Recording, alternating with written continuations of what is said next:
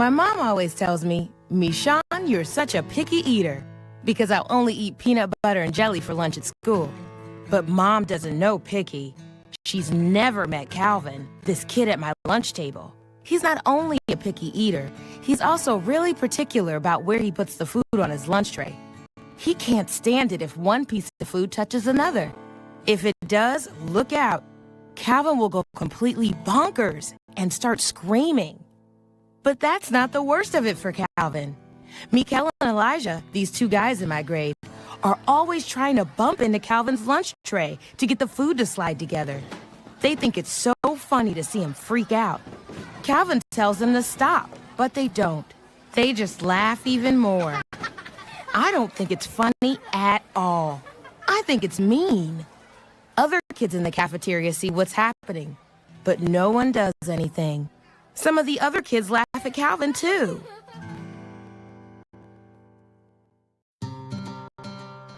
I've talked to my mom about Calvin.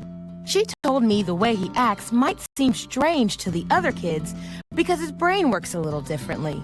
Sometimes the way his brain works makes it harder for him to do things, like get along with other kids.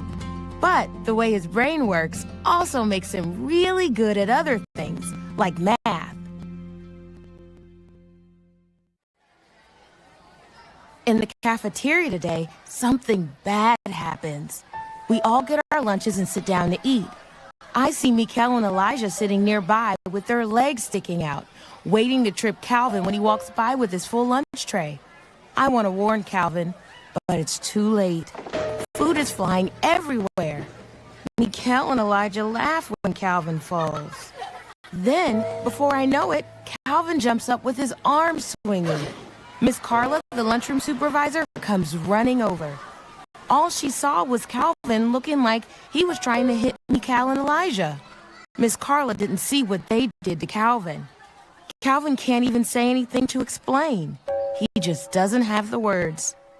Miss Carla says Calvin has to go with her to the principal's office.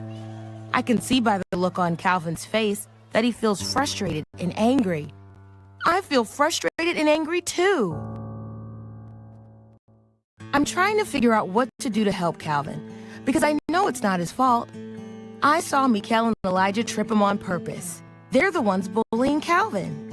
And because Calvin's not so good at explaining things, it seems like he's the one being blamed for it all. But I know the truth. If I were in Calvin's place, I'd want someone to stick up for me.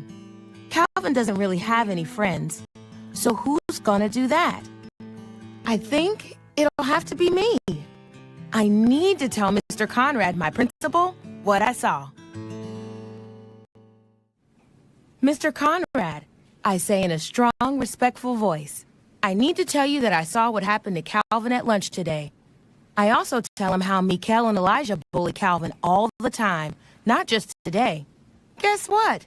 It turns out that Mr. Conrad is glad that I've reported the bullying. I'll talk with Mikel and Elijah separately about this to make sure the bullying stops, he says. In the meantime, Michon, how would you like to be one of Calvin's buddies? What do you mean? I ask. Well, as a buddy, you can help look out for Calvin so he feels accepted and safe when you're around. I'll also make sure there will be other buddies so you can take turns helping Calvin out.